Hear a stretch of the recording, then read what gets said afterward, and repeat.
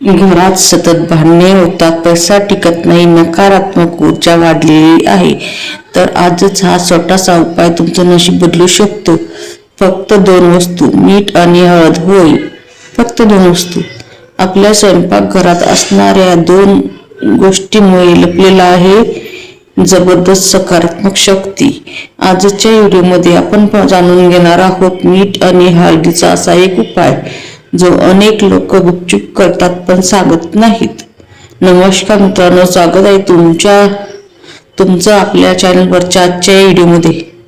जर तुम्हाला असे धार्मिक आणि वास्तू आणि प्रभावी उपाय पाहायला आवडत असतील तर व्हिडिओला लाईक करा आणि चॅनलला सबस्क्राईब नक्की करा. चला तर मग जाणून घेऊया हा सोपा पण प्रभावी उपाय. मित्रांनो, हिंदू धर्मात हळद शुभ आहे, पवित्र मानली जाते. हिंदू धर्मात हळद शुभ आणि पवित्र मानली जाते, तर मिठाला नकारात्मक ऊर्जा दूर करणारे घटक मानले जाते. जेव्हा हे 2 एकत्र येतात तेव्हा घरातील नकारात्मकता कमी होऊन सकारात्मकता वातावरण तयार होतं. हा उपाय करण्यासाठी लागणारे साहित्य: 1 वाटी, 1 चमचा खडी मीठ किंवा साधं मीठ, अर्धा चमचा हळद. आता या 2 गोष्टी व्यवस्थित मिसळा. हा उपाय संध्याकाळच्या वेळेला करा. घरच्या मुख्य दरवाजाजवळ ही वाटी ठेवा. असं मानलं जातं की घरात येणारी नकारात्मक ऊर्जा या मिश्रणामुळे कमी होते. दुसरा उपाय: बाथरूममध्ये एका कोपऱ्यात मीठ आणि हळद ठेवली तर घरातील तणाव आणि वाईट ऊर्जा कमी होण्यास मदत होते. आणि तिसरा उपाय असा आहे की पाण्यात चिमूटभर हळद आणि मीठ घालून टाकून घर पुसलं तर वातावरण प्रसन्न राहतं आणि मन शांत होतं. पण लक्षात ठेवा मित्रांनो, हा उपाय श्रद्धेने आणि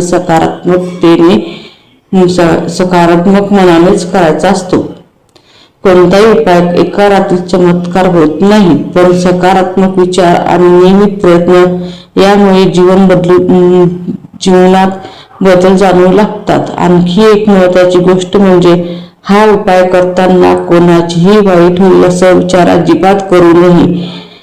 भावनिक कंटेंट: आजकाल प्रत्येक घरात काही ना काही समस्या असतात. कधी आर्थिक अडचण, तर कधी मानसिक ताण, तर कधी सततचा अपयश. अशामुळे आपल्या घरात मानसिकता मंदच होते.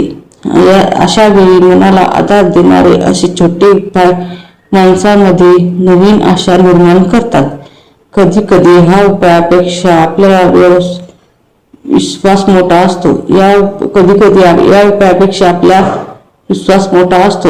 आणि जेव्हा विश्वास सकारात्मक असतो तेव्हा घरातील सकारात्मक ऊर्जा निर्माण होते. तर मित्रांनो, तुम्ही या मीठ हळदीचा उपाय नक्की करून पहा आणि तुमचा अनुभव कमेंटमध्ये सांगा. व्हिडिओ आवडला असेल तर लाईक करा, शेअर करा आणि चॅनलला सबस्क्राईब करायला विसरू नका. पुन्हा भेटूया अशाच एका नवीन उपयोगी व्हिडिओ सोबत. तोपर्यंत धन्यवाद.